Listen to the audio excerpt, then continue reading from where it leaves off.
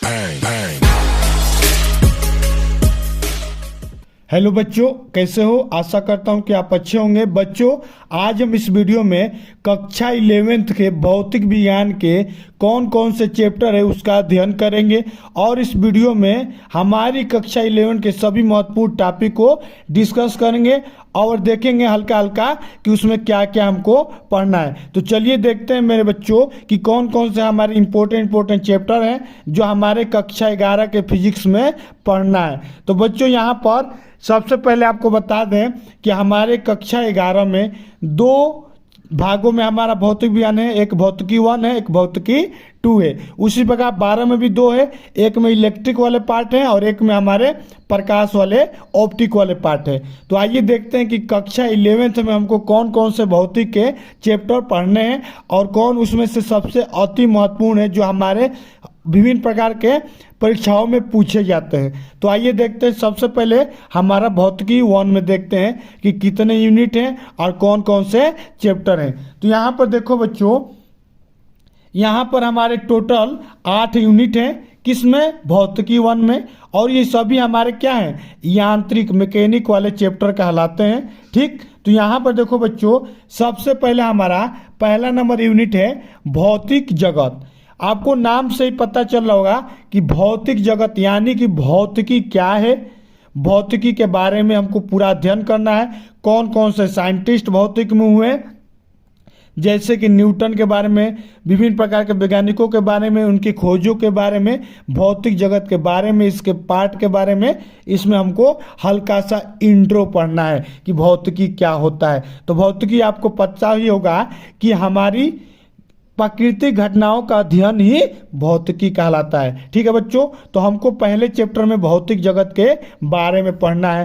ठीक है बच्चों, इसके अलावा अब सेकेंड नंबर जो हमारा चैप्टर है मात्रक और मापन, यूनिट नंबर 2 है मात्रक और मापन। तो आपने कक्षा 10 में पढ़ा होगा कि मात्रक क्या है और मापन क्या है। बच्चों, मात्रक जो है विभिन्न प्रकार के मापने वाले की एक क्या होता है? सुविधा होता है। उसी को हम लोग क्या कहते हैं? मात्रक कहते हैं। जैसे कि लंबाई को हम लोग कैसे नाप सकते हैं? मीटर में नापते हैं। द्रव्यमान को कैसे नापते हैं? केजी में नापते हैं। समय को कैसे नापते हैं? सेकेंड में नापते हैं। विद्युत धारा को कैसे नापते हैं? एम्पियर में नापते हैं। तो ये सभी हमारे मात्रक कहलाते हैं। ठीक उसी प्रकार जो मापन होता है, मापने का भी कई टेक्निक होता है। मान लो जैसे कि हमको दूरी है, दूरी को हम लोग मीटर में भी नापते हैं, फुट में भी नापते हैं, फिर हमको उसको गज में भी नापते हैं। तो अलग अलग टेक्निक होता है हमारे मापने का।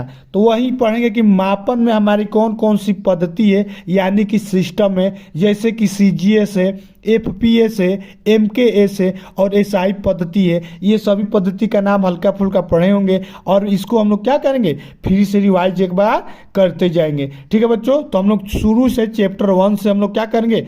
एक एक चैप्टर को क्रम बाई क्रम जो जो इम्पोर्टेंट क्वेश्चन है न्यूमेरिकल के साथ आज से हम लोग का क्लास स्टार्ट होगा। ठीक है मेरे प्यारे बच्चों, अब आगे देखो, अगला यूनिट देखो, यूनिट नंबर 3 कह रहा है कि सरल रेखा में गति।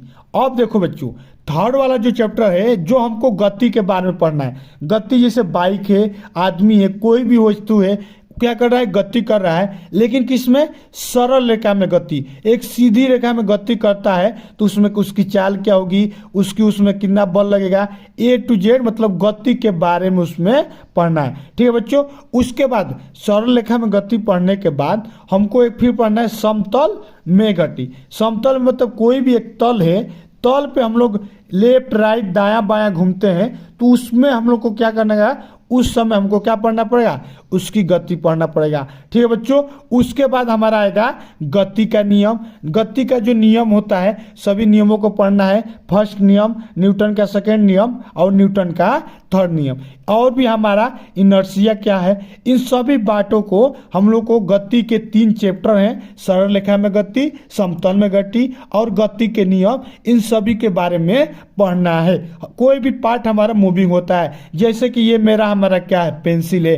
पेंसिल को भी हम मूव कर करके आपको बता रहे हैं। ठीक है, आप हर समय कोई ना कोई मैक्सिमम क्या करता है? किसी न किसी गति में कोई ना कोई कार्य करता है। तो हमको यहाँ से गति के बारे में पढ़ना है। कोई भी अगर गति कर रहा है तो वो कितने स्पीड से गति कर रहा है, कौन से रेखा में गति कर रहा है, समतल पे कर रहा है, सरल रेखा में कर रहा है, या अलग अलग कौन कौन से नियम है, वही सब हमको यहाँ पर पढ़ना है। ठीक है बच्चों। उसके बाद हमको पढ़ना है कार्य, ऊर्जा और शक्ति। यानी कि बच्चों कार्य क्या है, कोई भी वस्तु हो, कोई भी हम लोग लेबर हो, कोई भी आदमी हो, वो क्या करता है, लगातार कार्य करता है। तो कोई भी वजन को एक स्थान से दूसरे स्थान तक ले जाता है तो उसी को क्या कहते हैं, कार्य करते हैं। तो कार्य हमारा हो गया। ऊर्जा, उस वस्तु को ले जाने में जो हमारे शरीर से ऊर्जा लगती है उसी को ऊर्जा कहते हैं। और शक्ति, पर सेकेंड जितना आपका ऊर्जा व्यय होता है उसी को शक्ति कहते हैं। कि आपका कितने पावर, आपके पास कितना शक्ति है। एक बार में आप 50 किलो वजन उठा लेंगे या एक बार में आप कितने व्यक्ति 20 किलो उठा पाएगा। तो अलग अलग क्या है हमारा, अलग अलग कार्य, ऊर्जा और शक्ति के डिटेल में न्यूमेरिकल के साथ कैसे सिद्ध होगा, कौन कौन से पेपर में विभिन्न प्रकार के परीक्षाओं में पूछे जाते हैं, A to Z इसके बारे में पढ़ा जाएगा। ठीक है बच्चों। उसी प्रकार यूनिट नंबर 7 में दिया है कोणों के निकाय तथा घूर्णी गति। अब हमने बच्चों सरल गति तो पढ़ा था, अब हम लोग क्या पढ़ेंगे, घूर्णी गति। घूर्णी गति मतलब कि कोई भी चीज़ अगर गोल में घूमता है, जैसे सुई है हमारा क्या होता है, गोल में घूम घूम के आता है। डोलन है हमारा गोल में घूमता है। तो ये सब बारे के में घूर्णी गति। पृथ्वी है हमारी क्या करता है, सूर्य के चारों ओर गोल में घूमता है। तो इन्हीं सभी के बारे में कि अगर कोई वस्तु गोली में घुमाया जाता है, घूर्णन करता है, तो उस पर बल कितना लगेगा उसके बारे में पढ़ेंगे। सिंपल गति के बारे में उधर पढ़ेंगे, अब इसमें घूर्णी गति के बारे में पढ़ेंगे। उसके बाद हमारा एक बहुत ही अति इम्पोर्टेंट क्वेश्चन है या हम टॉपिक है, बहुत ही अति इम्पोर्टेंट है, इसको डिटेल में समझने वाला टॉपिक है, गुरुत्वाकर्षण क्या है।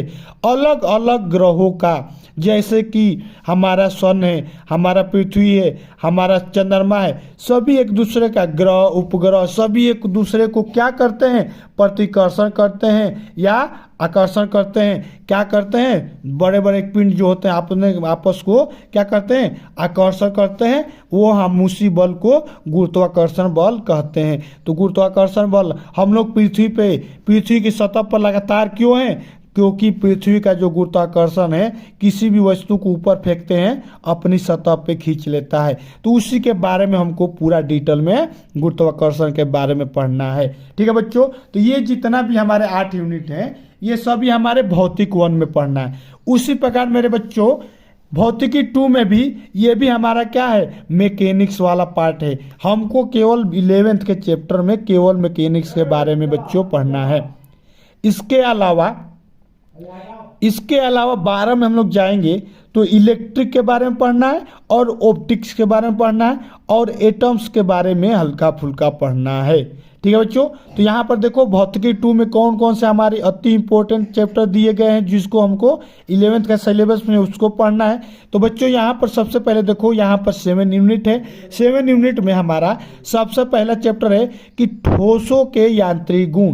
कोई भी ठोस वस्तु है, ये हमारा पेंसिल जो आपको दिख रहा है ये हमारा ठोस है, हमारा बादी आपको दिख रहा है ये हमारा ठोस है, ये हम जिस बुक पे आपको पढ़ा रहे हैं, जिस कॉपी पे लिख के पढ़ा रहे हैं, ये भी हमारा क्या है, ठोस अवस्था है। तो इसके कौन कौन से गुण हैं, मैकेनिकल गुण, इस पे दाबेंगे तो कैसे काम करेगा, इस पे प्रेशर कैसे काम करेगा, इसके विभिन्न प्रकार के स्ट्रेस कौन कौन से उत्पन्न होंगे, इस पेंसिल को ऐसे खींचूंगा या दाबूंगा तो इसमें अंदर स्ट्रेस उत्पन्न होगा, फोर्स उत्पन्न होगा, बल उत्पन्न होगा, उसके बारे में हमको पढ़ना है। ठीक है बच्चों। तो ये हमको क्या पढ़ना है, ठोसों के यांत्रिक गुण। जितने भी ठोस वस्तुएं हैं, ईंट हुआ, मेज हुआ, लोहा हुआ, चाहे कोई भी हुआ, ब्रिज हुआ, सभी हमारी ठोस वस्तुएं। तो ठोस वस्तुएं के अलग अलग गुण, उस पर कैसे बल कार्य करता है, उस पर कैसे स्ट्रेस कार्य करता है, सभी के बारे में बच्चों पढ़ना है। ठीक उसी प्रकार अगला यूनिट जो है हमारा तरलों के यांत्रिक गुण पढ़ना है। यांत्रिक मतलब मैकेनिकल गुण, मैकेनिकल यानी कि बल लगाने वाला गुण। तो यहाँ पे अब तरलों क्या होता है बच्चों, तरल मतलब कि हमारा पानी हो गया, पानी हो गया, दूध हो गया, या अलग अलग जो भी लिक्विड है वही हमारा तरल कहलाता है, जो बहता है। अब इसको ऐसे रख देंगे तो ये पेंसिल रुक गया ना। अब इसी पे हम लोग क्या करेंगे, दूध गिराए तो यहाँ पे रुकेगा, पूरा फैल जाएगा, तो उसी को क्या कहते हैं, तरल वस्तुएं कहते हैं। अब तरल वस्तुओं पे कैसे हमारा बल लगता है, कैसे हमारा प्रेशर लगता है, कैसे हमारा ऊर्जा उसमें प्रवाहित होती है, इन्हीं सभी चीज़ों के बारे में पूरा डिटेल में पढ़ना है। ठीक उसी प्रकार हमारा एक चैप्टर है द्रव्य के तापीय गुण। द्रव्य हमारा ठोस, द्रव और गैस तीनों चीज़ों को मिलाकर द्रव्य कहते हैं। चाहे हमारा पेंसिल हो, चाहे हमारा दूध हो, चाहे हमारा गैस हवा हो, कोई भी चीज़ हमारा क्या है, द्रव्य कहलाता है। ठीक है मेरे बच्चों, तो हमको उसके बारे में क्या पढ़ना है, तापीय गुण के बारे में पढ़ना है। तापीय गुण मतलब कहने का मतलब है कि अगर उसको टेम्परेचर बढ़ाया जाए या टेम्परेचर बढ़ाया जाए तो उस पर क्या इफेक्ट होने वाला है। अगर हम इस पेंसिल को 1000 डिग्री सेल्सियस पे गर्म करेंगे तो क्या होगा बच्चों, राख हो जाएगा। ठीक उसी प्रकार पानी को 1000 डिग्री सेल्सियस पे गर्म करेंगे तो वो भाप में बन जाएगा, 120 डिग्री पे भाप बन जाएगा और उसका हाई प्रेशर हो जाएगा। तो उसी प्रकार अलग अलग प्रकार के जो भी हमारे द्रव्य हैं उनकी तापीय गुण के बारे में नॉलेज लेना है। जैसे कि ठोस को गर्म करेंगे फैलता है, द्रव को गर्म करेंगे वो भी फैलता है। उसी प्रकार के कौन कौन से तापीय गुण है उसको हम लोग यूनिट नंबर 3 में पढ़ेंगे। एक एक चैप्टर को बारी बारी से पढ़ेंगे। अगर चैनल से जुड़ जाओगे एक एक चीज को आपको डिटेल में समझाते हुए पढ़ाया जाएगा। ठीक है बच्चों, अब अगला क्वेश्चन देखो, चौथा यूनिट का रहा है ऊष्मागतिकी। ऊष्मागतिकी ये होता है बच्चों कि किसी भी माध्यम में, कोई भी एक माध्यम बना लो, चाहे एक घर है उस घर को पूरा माध्यम बना लो। अब उसको एकदम घिरा होना चाहिए, उसमें बाहर से कोई वस्तु आना नहीं चाहिए ना जाना चाहिए।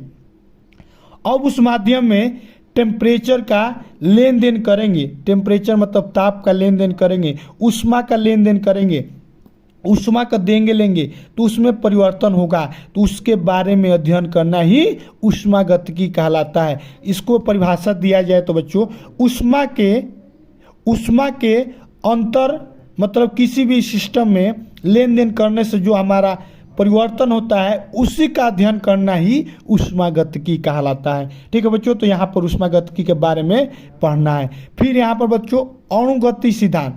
अणुगति सिद्धांत में बच्चों जो हमारा एटॉम होता है उसमें हमारे छोटे छोटे कण होते हैं, तो उनको तापमान देने पे, उनको प्रेशर देने पे कैसे कार्य करते हैं, ये वाले चैप्टर हमारा अणुगति सिद्धांत में पढ़ना है। ठीक उसी प्रकार दो और हमारे चैप्टर हैं, एक है हमारा डोलन, एक है हमारे तरंगे। अब तरंगे और डोलन में देखो बच्चों, डोलन जो होता है घूर्णी जो गति होता है, जो हमारे देखे होंगे डोलन करता है, पेंडुलम सुने होंगे, पेंडुलम जो आपने बहुत बार सुने होंगे, तो वही क्या करना है, डोलन में कैसे कोई भी वस्तु गति करता है। पूरा चैप्टर में डोलन से रिलेटेड कौन कौन से फार्मूला है, गति के फार्मूला, बल के फार्मूला, एक्सेलेरेशन के फार्मूला, त्वरण के फार्मूला, जो भी है हमारे डोलन में जो होते हैं घटित, उसके बारे में पढ़ना है। और एक हमारा सबसे अति महत्वपूर्ण, जैसे कि तरंगे। तरंगे क्या होती हैं, दो प्रकार की होती हैं ना, लॉन्गिट्यूडनल और लेटिट्यूडनल। यानी कि बच्चों जो तरंगे होती हैं हर प्रकार से, हम आपको बोल रहे हैं तो आपके यहाँ जो हमारा बोलने से हम बोल रहे हैं, आप सुन रहे हैं, तो हमारे यहाँ से जो संदेश आपको भेजा जा रहा है आप उस संदेश को ग्रहण कर रहे हैं। तो बताओ बच्चों कैसे ग्रहण कर रहे हो, तरंगों के माध्यम से कर रहे हो। ठीक है बच्चों, हमारे यहाँ से तरंगे निकल के जा रही हैं, फोन कैप्चर कर रहा है, उसको माध्यम से भेज के आपके यहाँ तरंगे पहुंचा रहा है। तो ये सभी क्या है, तरंगों का कौन कौन सा गति होता है, कैसे गति करता है, कैसे त्वरण करता है, कैसे गति एक माध्यम से दूसरे माध्यम में जाता है, यही सभी विभिन्न प्रकार के तरंगों के गुणों के बारे में, ताप पे, अलग अलग प्रेशर पे कैसे कार्य करता है तरंग, उसी के बारे में पढ़ना है। तो इतना चैप्टर जो हमारा 7 यूनिट सेकेंड में और 8 यूनिट हमारे भौतिकी 1 में पढ़ना है। इस प्रकार से मेरे बच्चों आपको केवल टोटल हमारे को 15 चैप्टर पढ़ना है। इसमें से सबसे अंतिम इम्पोर्टेंट ये वाले सेकेंड वाले पार्ट हैं, और ये गुरुत्वाकर्षण, कार्यबल और ये गति के नियम ज़्यादा सर इम्पोर्टेंट है, जो हमारे विभिन्न प्रकार के हमारे परीक्षाओं में पूछे जाते हैं। ठीक है बच्चों, तो इस प्रकार से हमारे जितना आपको बताया ये हमारे 11th के सिलेबस है, इसके बाहर आपको कुछ नहीं पढ़ना है। और बच्चों हम बताओ कमेंट करके कि आपको कौन कौन से टॉपिक को एकदम डिटेल में पढ़ना है, कमेंट करके बताओ। और इसके अलावा भौतिक के अलावा और कौन कौन से टॉपिक आपको पढ़ना है वो भी कमेंट करके बताओ। हम आपको जितना से जितना हो सके आपको A to Z आपको पढ़ाएंगे, आपको एकदम डिटेल में समझाते हुए पढ़ाएंगे। अगर ये वीडियो आपको अच्छा लगा है तो वीडियो को लाइक कर दो और अपने दोस्तों में शेयर कर दो, और चैनल पे आप नए हो तो चैनल को सब्सक्राइब करो और चैनल को सपोर्ट करो। मिलते हैं नेक्स्ट वीडियो में, तब तक के लिए धन्यवाद। जय Hind. Let it, let it, let it, let it, let it, let it bang, bang.